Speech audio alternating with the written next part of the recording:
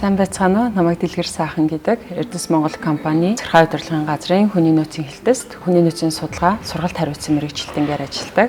2023 онд анх нийт 88 орон тоон дээр сонгон шал оруулалт зарлаад бусад хүмүүстэй адилхан сонгон шал оруулалтанд орж ажил томилогдсон байгаа.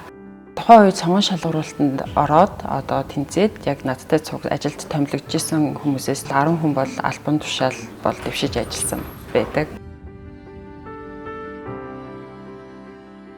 Энэ хүмүүс маань болохоор өөрсдийнхөө идэх чармайлт тэгээд хичээл зүтгэлийг гаргаж манлайлал үзүүлээд Эрдэнэс Монгол нэгдлийн хэмжээнд өөрсдөө өр бүтээлтэй ажиллаж байгаа гэж үзэж байгаа.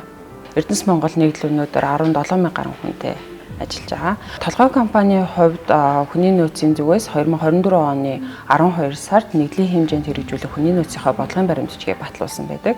Энэ бодлогын баримт бичиг нь болохоор нийтдээ 20 чиглэлээр үйл ажиллагаа бол явуулахаар төлөвлөгөөнд тусгагдсан. Энэхүү бодлогын баримт бичиг болохоор нэгдлийн компаниудад хөрвүүлэх, хэрэгжүүлж ажиллах чиглэл өгсөний дагуу бодлогыг хэрэгжүүлэхэд шаардлагатай сургалтыг нэгдлийн толгой компаниас болохоор хөрвүүлж тэгж ажилладаг.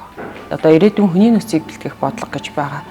Эрдэнэс Монгол нэгдлийн хүрээнд аж үйлдвэржилтийг дэмжих зорилгоор явуулж байгаа үйлдвэрлэл технологийн паркууд гэж бий. Эдгээр паркууд дээр ажиллах шаардлагатай хүн хүчнийг урьдчилан бэлтгэх зорилгоор ирээдүйн хүний нөөцийг бэлтгэх бодлого гэж гаргасан. Энэ бодлогын хүрээнд толгой компани зүгээс Солонгос улсад зарим мэргэжилтэн инженери техникийн ажилтнуудыг бэлтгэхээр биднес болохоор ажиллаж байна.